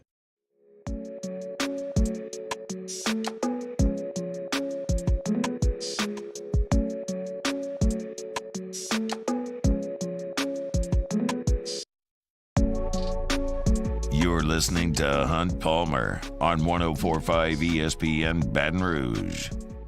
I know you football junkies are out there. I can sense you from a mile away. Just got an email asking for spring practice credentials. Spring practice coming up in 8 days out on the Ponderosa, so we'll have a ton to talk about as we move forward there. We'll try to get out to some practices, see what we can see. But we're talking basketball right now. Southeastern Conference play yesterday. We started to kind of see how I can do against the number. It was just under 500 in football season. It just fell apart late in football season. But basketball, over the last 3 weeks, it's been pretty good for me. I'm pretty good about making my picks on Tuesday and then completely forgetting them by Wednesday's show. So what I have to do is have Casey go pull the audio and see what my picks were. And so what the pick was yesterday on Arkansas and Tennessee. I got Arkansas catching 6.5 at Tennessee. You know, that sounds really good. Arkansas catching 6.5 at Tennessee, and then you find out, which was an awful story, but part of the game, Zakai Ziegler, Tennessee's point guard, tears his ACL likely. They haven't announced that, but it looked awful yesterday, and didn't play. And the Vols still showed up and beat Arkansas down. Won it by 18 points up at the Tommy Bowl. 75-57 was the final. Tennessee just smothered Arkansas. They frustrated Arkansas. The Hogs were kind of chipping back and forth at each other. And Nick Smith didn't play very well. He was 3 of 13. That's the guy that Arkansas needs to kick it into overdrive for this team to kind of come out of its hole and make the move that everybody thought they might. He wasn't great last night, and Tennessee was sensational. On the defensive end, they were great. Offensively, they spread the wealth. They didn't have anybody go over 16 points, and they scored 75 on Arkansas and ran them off the floor. So 0-1 on a pick right there, but an impressive performance for Tennessee on a night that I think is going to yield them some really bad news moving forward in the tournament, because Zakai Ziegler is kind of the heartbeat of that team. Yeah, Josiah Jordan-James has been there forever. Yeah, Santiago Vescovi is a great player, but Ziegler he's a dog. And he'll knock it down from three. He's got a ton of range. He'll make big plays late in the shot clock. He's a really excellent player, and if they lose him for the season, that's just a devastating loss for the Vols. But I'm 0-1 in picks there. Texas A&M and Ole Miss. I've got A&M laying 5 points in Oxford. winner. 69-61 was the final. I didn't feel too bad about that one, but I should have early because Ole Miss jumped on Texas A&M early in this game, and then they turned back into Ole Miss because they're not very good. They're 3-14 in league play, and A&M won the game by 8, 69-61. It's just one of those deals.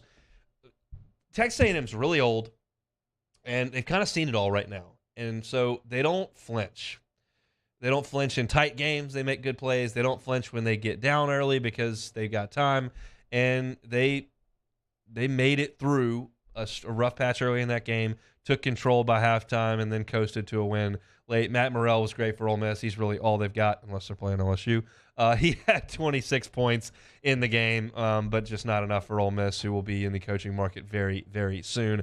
A&M improves to 14-3 in league play, 69-61, the final score from Oxford. So 1-1 on my gambling picks. How we do on Florida, Georgia? So I got Florida laying 2 points at Georgia. Easy money. Gators by 10 in Athens. 77-67 was the final. No Castleton, no problem. Florida scored 43 points in the first half of this game. They were leading by 10 at halftime. They split the difference. They tied the second half, and Florida wins by 10. So another win for your boy. We will take it. That's 2-1. How do we do on Mississippi State, South Carolina? I have got South Carolina catching 16 at the hump in Starkville. Winner, chicken dinner. They only lost by 6 in Starkville. I had 10 points to spare there. If you heard my show yesterday, I do remember this pick because I said, look, South Carolina is absolutely atrocious, but 16 is a lot of points. And I don't know that I would have picked it 16 in quite as many points as South Carolina got because they got to 68, but I figured I could get to 60, and that would give me a really good shot. They got to 68, Gigi Jackson with 22 points. So South Carolina loses, but that is a winner. So a 3-1 day in the league, that's about commonplace for me these days. Excellent work by me, if I do say so myself. I want to break my arm patting myself on the back, but here, you got to do something. It's Wednesday action in the SEC. I'll give you my thoughts on these, and we'll see how I do tonight. If you're really feeling this wave of positive momentum and cash that's flowing into this show, take some notes here. Get to the sports book. Lay some bets down. Auburn and Alabama, Iron Bowl on the hardwood in Tuscaloosa tonight. Alabama is a 10-point favorite in this game. We know by this point that Auburn is playing very, very poorly. Alabama can clinch the SEC tonight. They play A&M coming up on Saturday, so they'll need to have at least a 2-game lead on them. They would if they win tonight on their home floor. 10 points is the line. I've got no problem laying 10 points with the Alabama Crimson Tide in this one. I know you're going to get a very inspired effort from Auburn in this game because they have a lot to play for. Bruce Pearl said in a press conference yesterday, if they win one more game, they're a lock to get into the NCAA tournament. This would certainly put a rubber stamp on that if you could go beat the number 2 team in the country. So I don't think this will be easy for Alabama. I just think they're better. Auburn hasn't played very well, and I think that Alabama can win this game by 10 points, so I will take them and lay the number. The other one tonight at 6 o'clock in Southeastern Conference play, Vanderbilt is at Rupp Arena. 10 is the line in this one as well. Kentucky, clearly the favorite. Kentucky is 11-5 in SEC play, and quietly kind of below the radar because Alabama's getting the headlines and A&M's been playing the way that they have. And you kind of look around and go, okay, Kentucky's won 4 in a row. Won at Mississippi State. That's a nice win. Played Tennessee. Beat them by 12 points. Okay. Went down to Florida. Beat them by 12. Played Auburn. Absolutely embarrassed them by 32 points. Maybe the Cats are starting to figure something out a little bit here, and that would be a nice time in the calendar to get that done. As our friend John Rosti would say, this is March, and Kentucky needs to play its best basketball in March because that's all anybody there cares about. They got Vanderbilt coming in tonight. 10 is the number. I'll lay the 10 here too. I'm going to lay 10 points in both spots.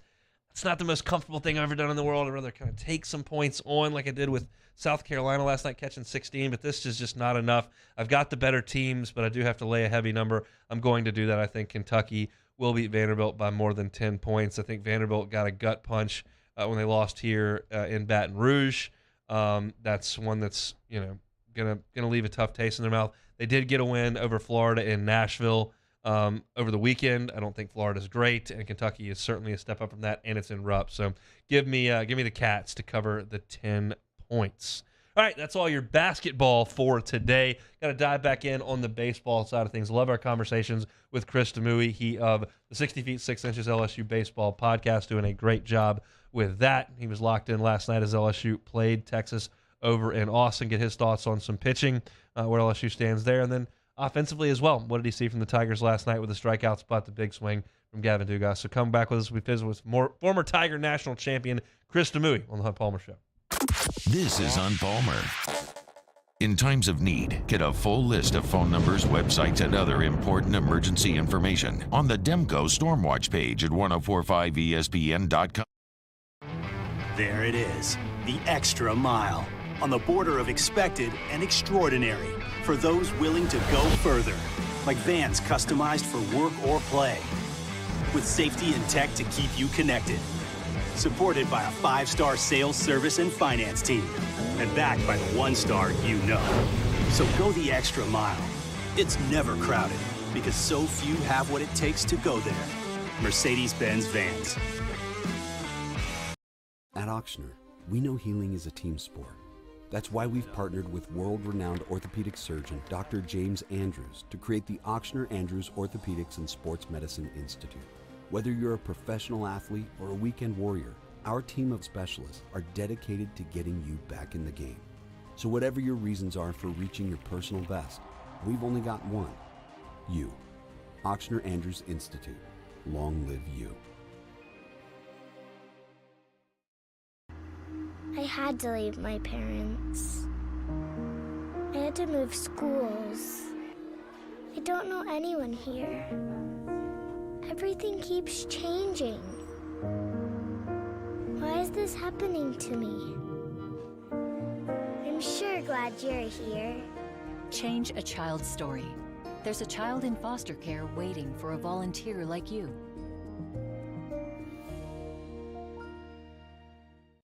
Hi, I'm Brandon Landry, founder and CEO of Walk.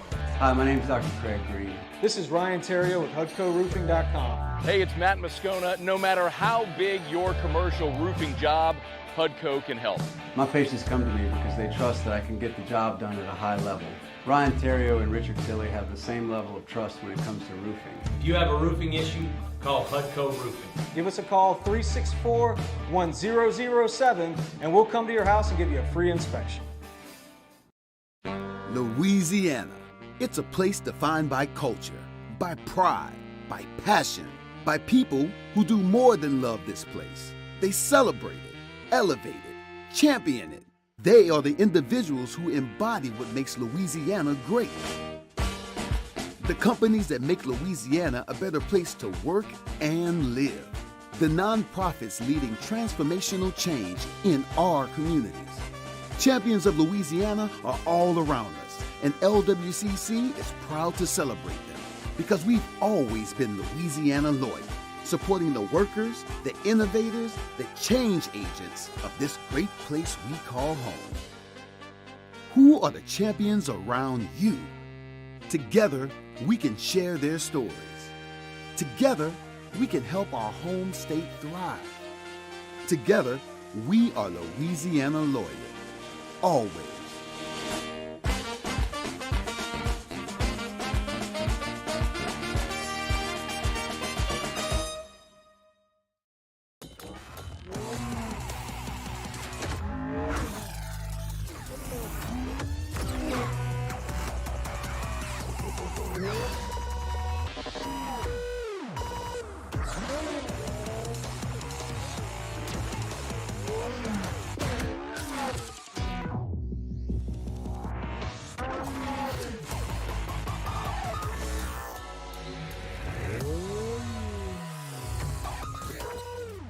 Gulf Coast Office Products is a nationally recognized Savin office equipment dealer based right here in Louisiana. Over 100 employees strong, Gulf Coast has the boots on the ground to support all vertical markets, from education, engineering, legal, and finance, with the latest in office technology, from desktop to production segment units.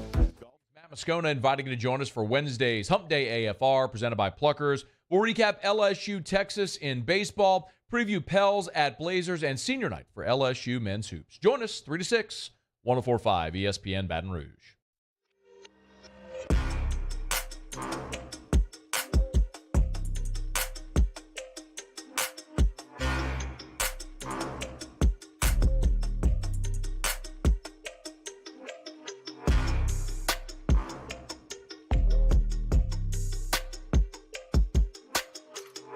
This is Hunt Palmer on 104.5 ESPN Baton Rouge.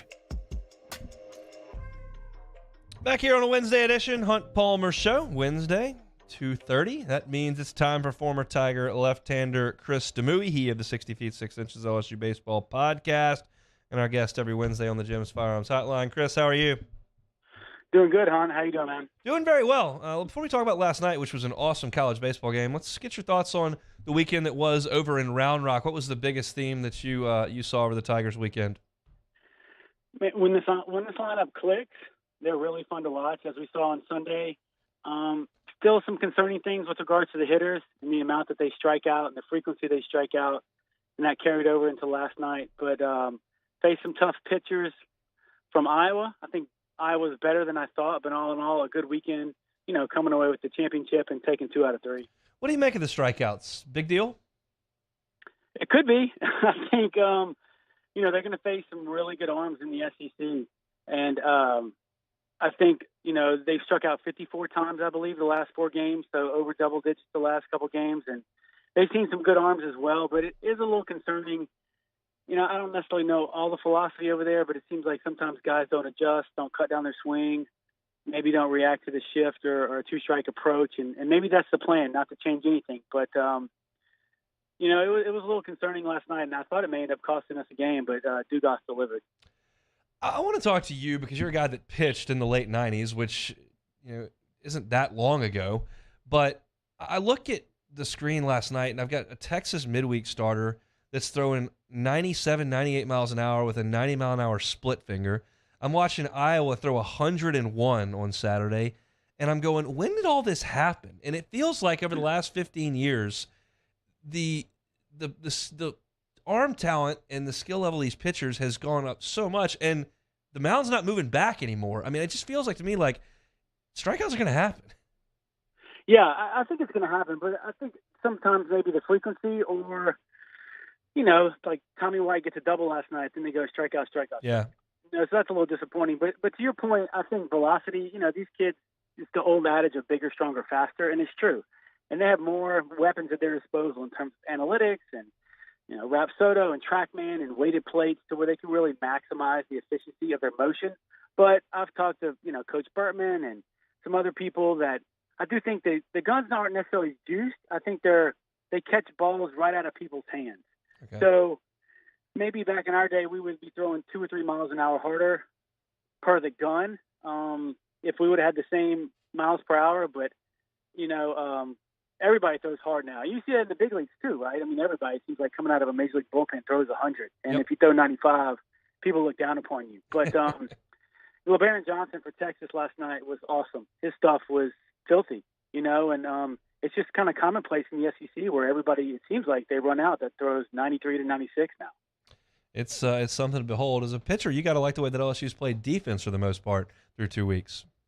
I think it's been fabulous, right? Like 3 errors, I think, in 8 games, mm-hmm. and one of them, Gavin Guidry over the weekend didn't hurt you, and Trey Morgan last night tried to make a play as he was falling down, so you applaud him, and what if he pulls that off, right? So the defense has been outstanding with Thatcher Hurd being the beneficiary of 2 double plays and just a lot of athleticism from Thompson at short, and he looks really healthy and really good, and is kind of showing people that maybe he was hurt. Obviously, he was hurt last year, but that may have been the cause of a lot of his problems, What did you make of Thatcher Hurd last night? Well, like a lot of your listeners probably, I had trouble getting that stream. There was a lot of Chris Blair or whoever was on the call early on, and but when I did get to see him, it looked good. It was better than Southern. I think he continues to improve. I think if you asked him, one-on-one, he'd probably say he's not really where he wants to be. But to me, his line looked better. I think I would feel even better if he wouldn't have had those 3 walks. And it's not that it was 3 walks. I think you look at 2 leadoff walks. That can hurt you. A couple of 4-pitch walks. that could be problematic. But I think he's getting there, and he's getting close to getting shoved into that weekend rotation. I think it's going to happen pretty soon, if I had to guess. What do you think about Chase Shores, just 2 innings and out? It seems like it was pre-planned from everything that I heard. I wonder if he's taken the Dutton approach to last year, to where you have a lot of bullpen arms, and those guys need to get work early in the year. I do respect the fact that Sam Houston came in as a very strong hitting team, and our bullpen and Chase Shores shut those guys down on Sunday, but those guys can swing it in that lineup. So maybe he didn't want to get into, where it's, instead of it being 16-4, it's, 12-9. One of those type of games where you got to go back and forth. So he may just eliminate that out of the equation. But I wouldn't mind seeing, now Chase Shores has the stuff to pitch on the weekend, but maybe you move him into a midweek role. And those teams that LSU still plays are good, but less pressure. You get him through 4 or 5. You still have bullpen backup. And maybe that's the move until he gains a little bit of confidence and more, he's more consistent with his secondary pitches. You said you were surprised when Riley Cooper got the ball on a weekend start in week 1. Week 2 did not go as well as week 1. Your thoughts there? Yeah, it was just a rough one, and everybody has him. It was just weird. On Saturday, Iowa scored 7 runs with 2 outs. And when I say 2 outs, I mean nobody on base. And that's really, really weird. That happened to Helmers. That happened to Cooper. He gets 2 quick outs, and you leave a ball up, hit a bomb, 4-pitch walk, and then things kind of get out of control right there. I think he gets the ball again this weekend because it's a weird set with a 4-game series. And then I don't know what goes on after that. I hate to say that he should move back to the pen. I don't know what Jay and Wes Johnson's plans are for him, but I don't know. I do think he gets another shot this weekend, and he'll probably bounce back. I think it was just a rough outing for him. Yeah, it's a 4-game weekend this weekend, so they got a lot of options they can throw out there, and they're going to need a lot of guys to get a lot of outs over the weekend from Friday through Monday. Chatting with Chris Demu, former Tiger left-hander, here as we do each and every Wednesday. Christian Little came in the 9th last night. How do you like that? Do you think this team needs a closer? If so, does this sound like it's a role for him? I loved it. I thought he was awesome. You could tell his mentality on the mound, even through the screen. I think he just had an aura about him where he was just going to go after people and challenge people right off the bat. 10 pitches, 8 strikes. I think he could be that guy. I don't know if they need that yet. Ty Floyd's done a great job, and he's getting 2 or 3 innings per appearance and shutting the door. You've seen Little come in and do that in various opportunities this year. I think he has the stuff to do it. People on the broadcast, those guys said he was hitting 97, but the TV was showing 93, so that's super encouraging. And he has a wipeout slider. He can throw it any time. I don't know if LSU needs it yet. I think they will need somebody to get some key outs come SEC play, and I think he could be that person. But I loved when he took the mound last night. I thought he did great. Yeah, he got those outs without even going to that devastating slider, so I loved him attacking the strike zone the way that he did. I said in my season preview that we did on YouTube, me and Matt Musso, that I thought Gavin Dugas was running third as far as second base goes. I thought that Ben DePault and Jack Merrifield maybe had a leg up, and my reasoning was Gavin Dugas has not practiced. He just has not been out there. He's been dealing with every injury and eye condition and everything under the sun. He just has not been out there. Well, now he's out there, and the production has been steady for 2 weeks, and this is the kind of guy that he was 2 years ago. This is becoming one of the early season surprises for me, and it is a pleasant one. I totally agree, and I was with you and Musso in that camp. I thought Nepal had a kind of a stranglehold on that second base position, everything I'd seen in the fall and the spring, and then obviously Gavin has eye surgery, and the way he's performing, I love it for him. If you're an LSU fan, he's a Louisiana kid. He's been in the program for years. For him to finally kind of get healthy, revert back to that form he had a couple years ago. And look, I'm picking that guy first on my team. He looks like he'll do anything, play anywhere. He'll do whatever it is for those 3 letters on the jersey and for his teammates. And that was a blast watching him hit that bomb last night against Texas. And I'm really happy for him. And to have him hitting in the leadoff spot, right? So he gets hit by pitch. We know that. He feels like he gets plunked every game. And then the ability to hit a home run. He's been very impressive so far, so very happy for him. Another miss I had is I thought that LSU would platoon its catchers, and that has not been the case. Brady Neal is the starting catcher on this team through 2 weeks. You've been a part of a pitching staff at the college level. Brady Neal is a freshman and one that reclassified, so he's a very, very young player. how do you think handling a pitching staff, what are his responsibilities at this age now that he's becoming kind of the guy? I think, his maturity level at the plate and, when he's catching these guys has been outstanding. And I think he flashed that during the fall and the spring. I didn't know if he would take the position like you said. I think his job, one, is just to gain the trust of his pitchers.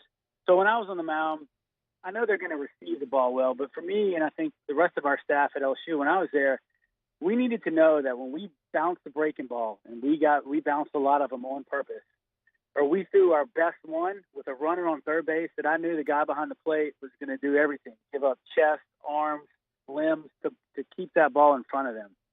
And I think now it's more so with the velocity. Like, can he handle the velocity? Can he frame pitches? Is he a good receiver? So one of the things, you don't see a lot of balls clanking off his glove like he did last year with LSU's catchers. Yeah. He does a really good job receiving the ball. He shows a willingness to throw behind runners, which is impressive. And to me, on the flip side, he's really young, but he's shown some maturity at the plate. He is really good at bats, especially against lefties. He started the ninth off last night with a walk. I kind of questioned that move, but I got proven wrong again. And he's got a lot of walks on the year. So I think when you combine those two, he's just a really impressive young man for somebody, as you said, Hunt, that should be a senior in high school. Yeah, he walked twice last night, so he's done a nice job at the plate as well. Last thing here, Chris, your time, much appreciated here on this Wednesday. Thing or two that you're looking for this weekend, 4-game set, 2 different teams for LSU. Yeah, well, real quick, you forgot to mention, and we can't leave out the lefties. I know I'm probably up against it. Ackenhausen? We cannot forget Nate Ackenhausen. Come on, Hunt. That dude was phenomenal last night. I mean, he absolutely dealt, I think, 39 pitches, 32 for strikes. He was amazing from the left side and really shut Texas down. But for this weekend, I haven't dug into Central Connecticut State and Butler a ton. I think it's Central Connecticut State's second game outdoors. Butler's been getting hammered. I think LSU's going to have their way with them.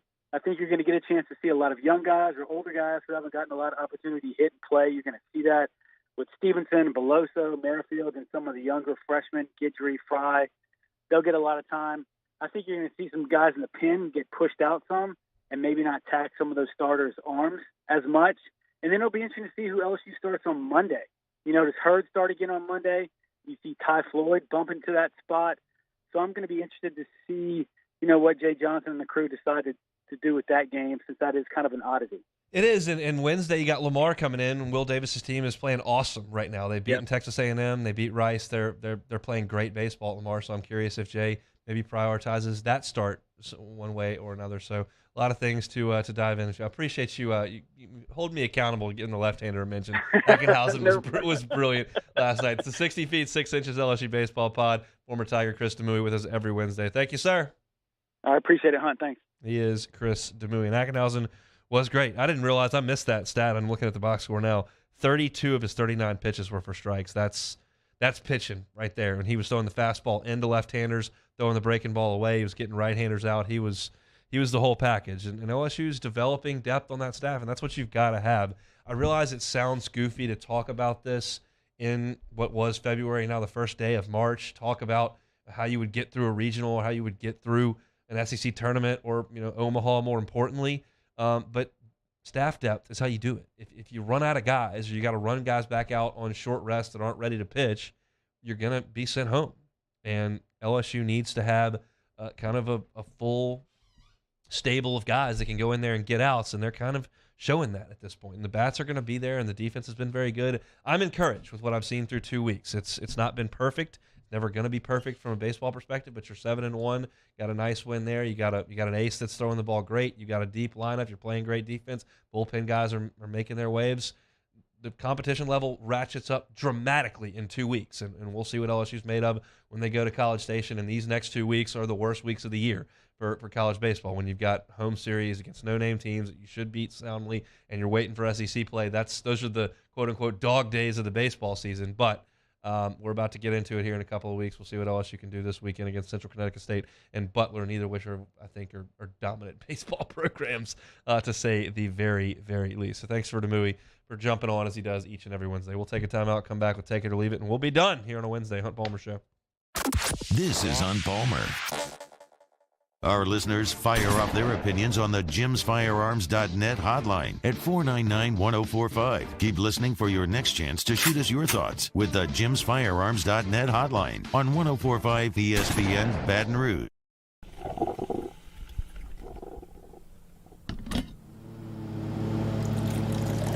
What the? Is that a skag? You've got to be kidding me. Look at those stripes. Oh, and that comfy seat. It's like he's riding on a cloud. We get it, Gary. Your stripes look perfect. The moment you know you want a skag. Skag. Simply the best. At Ochsner, we know healing is a team sport. That's why we've partnered with world-renowned orthopedic surgeon Dr. James Andrews to create the Ochsner Andrews Orthopedics and Sports Medicine Institute. Whether you're a professional athlete or a weekend warrior, our team of specialists are dedicated to getting you back in the game. So whatever your reasons are for reaching your personal best, we've only got one. You. Ochsner Andrews Institute. Long live you. I've been doing business with Luba for 25 years. They're dependable, trustworthy. It's just the attention to detail with our clients. Our folks have years and years of experience. They're highly trained professionals, but many companies have that asset. What I'd like to think makes Luba a bit different is that we use those talents in a way that truly is dedicated to serving the needs of the folks who depend on us. I had to leave my parents. I had to move schools. I don't know anyone here. Everything keeps changing. Why is this happening to me? I'm sure glad you're here. Change a child's story. There's a child in foster care waiting for a volunteer like you.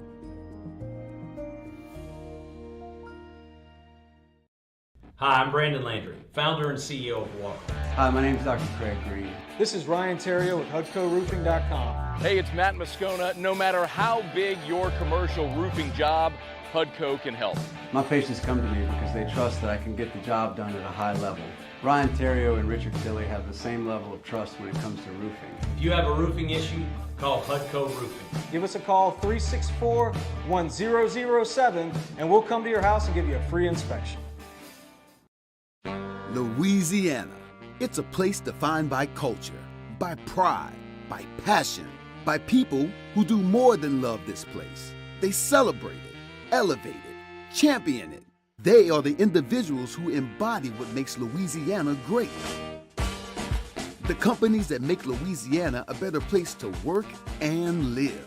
The nonprofits leading transformational change in our communities. Champions of Louisiana are all around us, and LWCC is proud to celebrate them because we've always been Louisiana loyal, supporting the workers, the innovators, the change agents of this great place we call home. Who are the champions around you? Together, we can share their stories. Together, we can help our home state thrive. Together, we are Louisiana loyal. Always.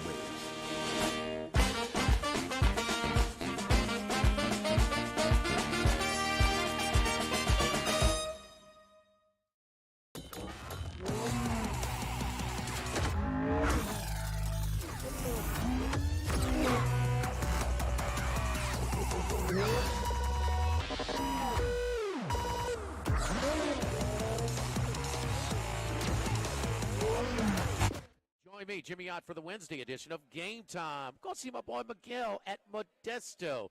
Modesto on Burbank, right by Walk-Ons. It's the Wednesday edition of Game Time, 6 to 8 p.m. from Modesto on 104.5 ESPN Baton Rouge.